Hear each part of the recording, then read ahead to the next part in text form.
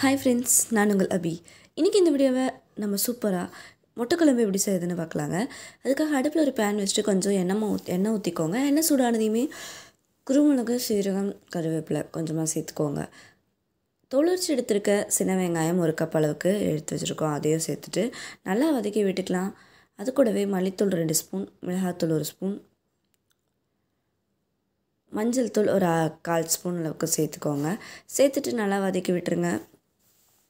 ஆறினதுமே அதை ஒரு மிக்ஸி ஜாரில் போட்டு லைட்டாக கொத்தமல்லி தழை சேர்த்துட்டு நல்லா அரைச்சி எடுத்து வச்சுக்கோங்க. இப்போ நமக்கு குழம்பு செய்கிறதுக்கு பேஸ்ட் ரெடி ஆகிடுச்சு. இந்த மசாலா அப்படியே இருக்கட்டும். அடுத்ததாக இன்னொரு பேன் வச்சுட்டு அதில் எண்ணெய் ஊற்றிக்கலாம். எண்ணெய் சூடானதுமே கொஞ்சமாக கடுகு சேர்த்துக்கோங்க. சின்ன வெங்காயம், கருவேப்பிலை, அதுக்கப்புறம் தக்காளி இதெல்லாம் சேர்த்து வதக்கி விடுங்க.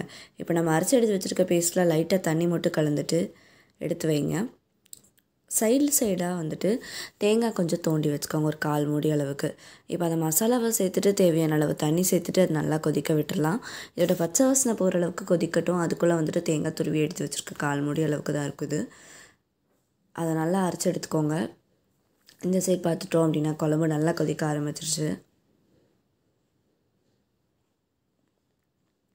இது ரொம்பவே சிம்பிளாக செய்யக்கூடிய நமக்கு ஒரு நான்வெஜ் ரெசிபியாக, சண்டே ரெசிபியாக இருக்குங்க. முட்டைக்குழம்பு இது வரைக்கும் நீங்கள் இப்படி வைக்கலைன்னா இந்த மாதிரி ஒரு டைம் வச்சு பாருங்கள், ரொம்பவே சூப்பராக தான் இருக்கும். இப்போ ஒரு 4 முட்டையை நான் உடச்சி ஒரு கிண்ணத்தில் ஊற்றி வச்சுருக்கேன். தேங்காய் ஊற்றிக்கோங்க. தேங்காய் எடுத்து ஊற்றிட்டு இன்னொரு கொதி வர விட்டுருங்க.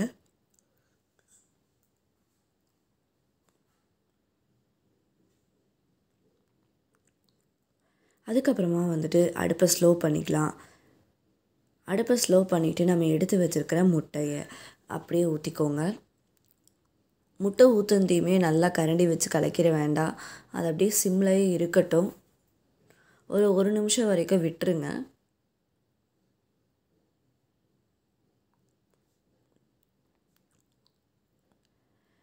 இந்த மாதிரி விட்டதுக்கப்புறமா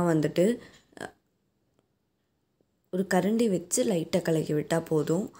ஃபுல்லாக முட்டையை ஒவ்வொருத்தையுமே கலக்கி விட்டோம் அப்படின்னா நமக்கு முட்டை இருக்கிறதே தெரியாது. அதனால் கொஞ்சம் நேரம் கழித்து அதுக்கப்புறமா மிக்ஸ் பண்ணி விட்டுடலாம். அதுவும் லைட்டாக கலந்து விட்டுட்டு அதுக்கப்புறமா மேலால் மல்லித்தழை தூவிக்கோங்க. இந்த குழம்பு நார்மலாக வேக வச்சு குழம்புக்குள்ளே போடுற முட்டை குழம்பை விட இது ரொம்பவே ஃப்ளேவர் நல்லாயிருக்கும் உங்களுக்கு.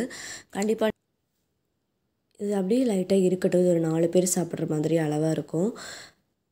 நார்மலாக நம்ம கடையில் எல்லாம் சாப்பிடுவோம் இல்லைங்களா முட்டை கிரேவி, அந்த டேஸ்ட் இதில் கண்டிப்பாக இருக்கும் உங்களுக்கு.